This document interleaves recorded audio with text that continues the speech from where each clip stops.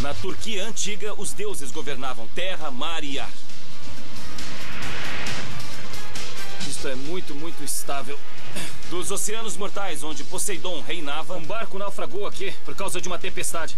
Há batalhas épicas entre deuses e homens. 55 metros abaixo das antigas ruínas de Troia. O destino final dos guerreiros era o mundo subterrâneo. Nossa, que susto! O morcego voou direto para o meu rosto. Imagine se perder neste lugar. O reino de deuses terríveis. Não me lembro se eu vim por aqui. Homem versus mito. Em cidades ocultas. Deuses da guerra, na Turquia.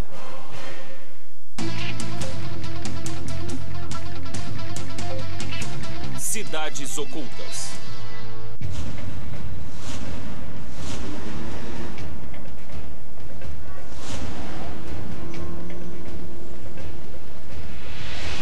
Eu sou o Don Wildman e eu estou na costa da Turquia, na cidade de Bodrum.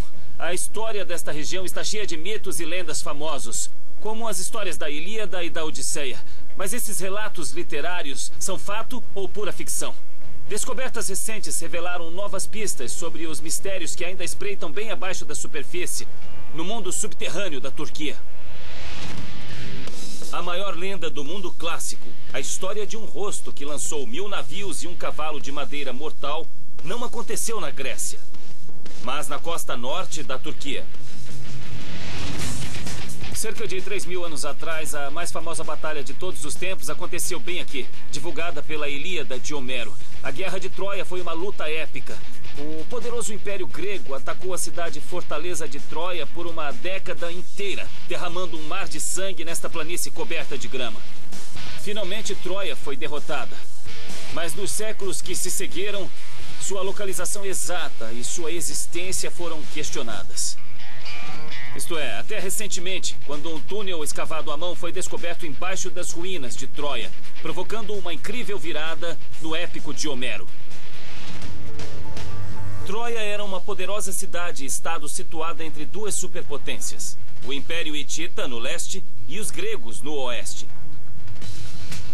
A localização comercial e militar estratégica de Troia, no encontro do Mediterrâneo e do Mar Negro, tornou-a um alvo atraente.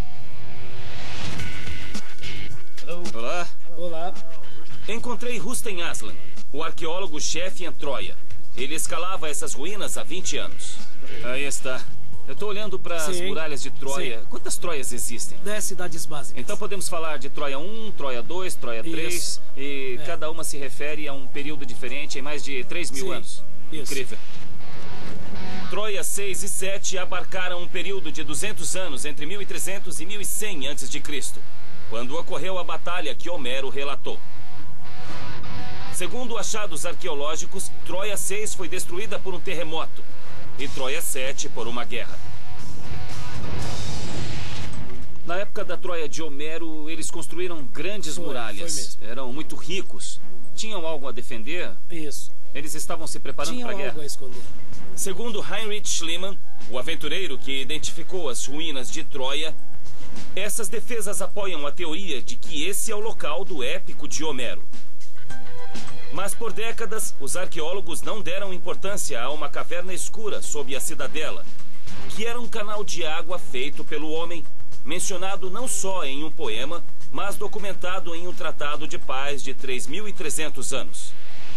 Ah, aqui está. Sim. Essa parte está fechada porque o interior é perigoso para os turistas. Aham. Tá trancado. Tá, sim. Tá. Você pode. Obrigado.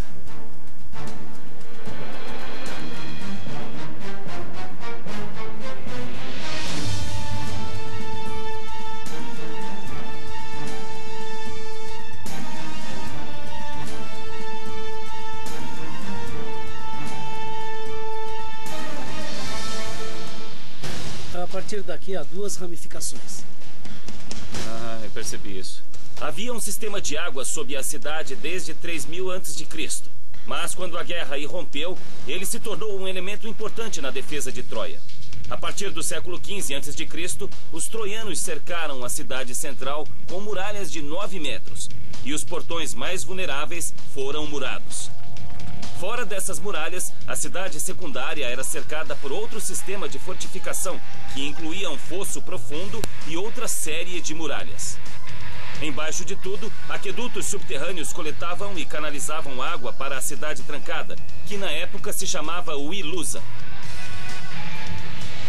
Por que este lugar é importante como evidência sobre a Guerra de Troia? Porque ficamos sabendo por fontes hititas que houve um tratado entre o reino hitita e o Wilusa. Os troianos e os hititas assinaram um tratado de aliança em nome do deus Kashkalkur, que significa um caminho de água subterrâneo. Então os hititas sabiam que havia um subterrâneo aqui em Troia, com o objetivo de conseguir água. Sim. Um subterrâneo que eles acreditavam pertencer a Kashkalkur. Isso. E assim eles invocaram seu nome no tratado. Isso mesmo. É bem interessante. Apenas em 2001, milhares de anos depois de o tratado ser escrito em tábuas de argila, é que os especialistas o decifraram. Se este era o canal de água do tratado hitita, então esta é a Troia de Homero. E o cavalo de Troia? Aconteceu mesmo? Existe alguma prova? O arqueólogo, ele descobriu que um terremoto atingiu Troia 6. E os gregos podem ter destruído Troia depois desse terremoto, certo? Poseidon é o deus responsável por terremotos. O símbolo de Poseidon é o cavalo. E então pode ter sido assim a entrada da história do cavalo de Troia na mitologia. É fascinante. E desse jeito. O cavalo de Troia também pode simbolizar a força mortal da cavalaria grega. Eles eram os tanques da Idade do Bronze que arrasavam o inimigo. Ares, o deus da guerra, entrava em batalha num carro ensanguentado e puxado por cavalos. Qualquer que tenha sido a causa da queda de Troia, o canal de água permitiu que resistisse aos ataques por 10 anos. Estamos dentro. Certo. Encontramos água. Não dá para prosseguir. Que coisa. Entramos 1,5 metros e já achamos água demais. Temos de calçar as botas. Estamos descendo por este túnel escavado à mão que está a quanto? A uns 60 metros aqui? Em alguns pontos. Uns 55 metros abaixo das antigas ruínas de Troia. E é bem apertado. Estamos embaixo da cidadela principal, num túnel cavado 4.600 anos atrás, quando o sistema de água foi expandido para suprir a cidade que crescia. Este poço, olha aqui. Sim. Ele vem da superfície e também vai aqui para baixo. Mais de 10 metros de profundidade. Entendi. Esses poços garantiam que haveria água no interior da cidade na época em que estava sitiada. Sim. Então isso pode explicar, quer dizer, é uma das razões, inclusive do tratado com os hititas, para os troianos sobreviverem a uma guerra tão longa. Tinham boas defesas e tinham água. Tô vendo que tem um túnel incrível aqui e mais outro para lá. Podemos entrar ali? Alguém pode voltar ali? Eu já fui ali, mas agora é muito difícil. Tá. Mas se eu me arrastar para lá, eu não vou morrer, vou? Assim eu espero. Tá. Nossa. Isso é muito difícil. Espera aí. Pode me dar a câmera?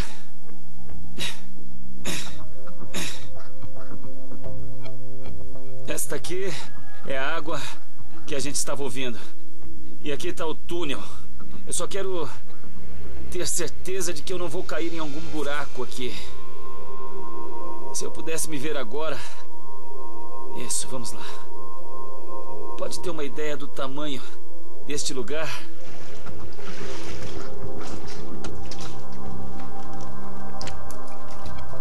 É incrível. É surpreendente. O túnel continua muito mais longe do que se pode ver. É claustrofóbico pra caramba. Mas quando a água é mais profunda e o túnel ficou um pouco maior, ele continua direto. Eu poderia ter continuado a andar. Mas o maravilhoso é que foi muito bem escavado e ainda é funcional depois de 3.000 anos.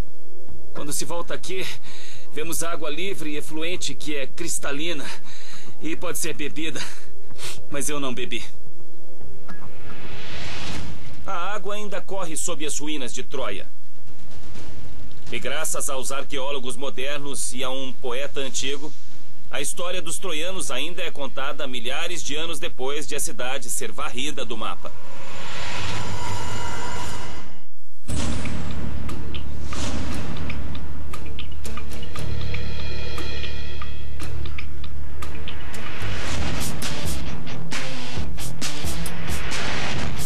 Antiga, os povos que viviam na costa do Mar Egeu acreditavam que os deuses controlavam o destino. Eles guiavam os barcos até grandes cardumes de peixe. Eles criavam as grandes tempestades. Eles causavam terremotos devastadores. Os deuses tinham um papel direto na vida de todos os mortais, trazendo fortuna e dor, e às vezes devastando a vida cotidiana.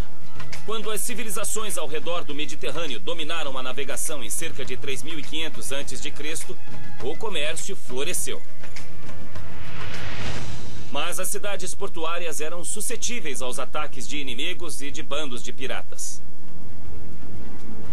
Mesmo com fortificações, nada podia bloquear a ira dos deuses Poseidon e Zeus, que desencadeavam tempestades monstruosas e terremotos catastróficos.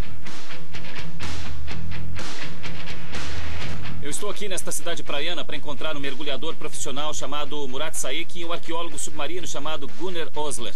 Vamos ver a antiga cidade de Mindus. O problema é que ela está coberta pelo mar, então nós vamos mergulhar. A cidade de Gumusluk é uma calma aldeia de pesca, mas 800 anos atrás era um agitado porto grego chamado Mindus.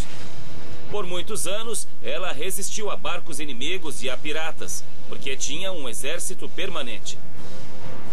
Mas no século XII, os deuses atacaram e um terremoto arrasou a cidade, submergindo o famoso porto.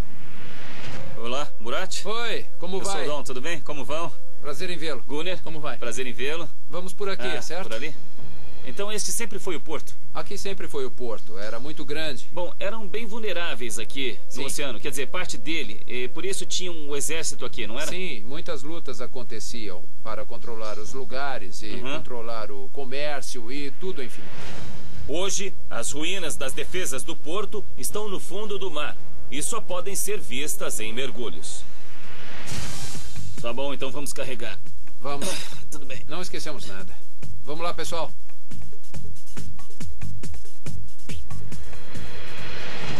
Esta é uma área totalmente restrita. Os mergulhadores não podem vir aqui porque há muita história lá embaixo.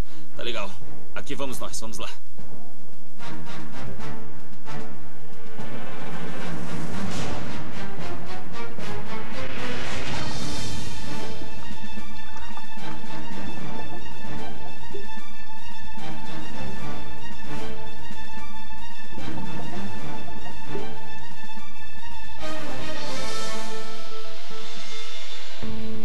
As ruínas do antigo porto de Mindus estão entre 3 e 9 metros de profundidade.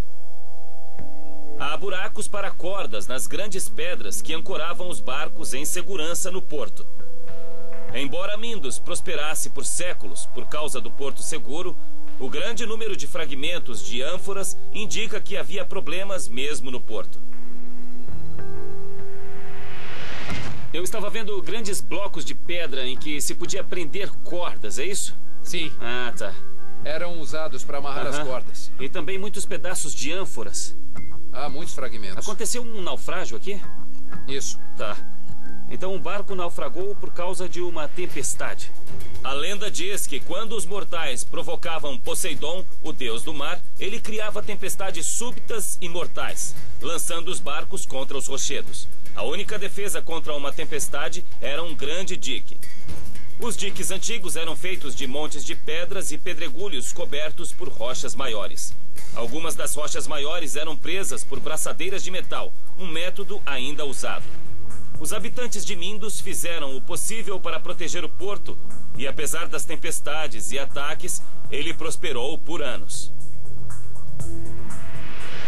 Essencialmente, este era um porto perfeito. Não só era um lugar calmo para ancorar, como também um bom dique e um abrigo perfeito, mas também tinha um exército armado. Era por isso que o comércio podia ser próspero e era regular aqui, ao contrário dos altos e baixos na costa, onde os portos estavam sempre vulneráveis aos piratas e ataques inimigos. o de que o exército protegeram o porto, mas não puderam evitar o destino da cidade.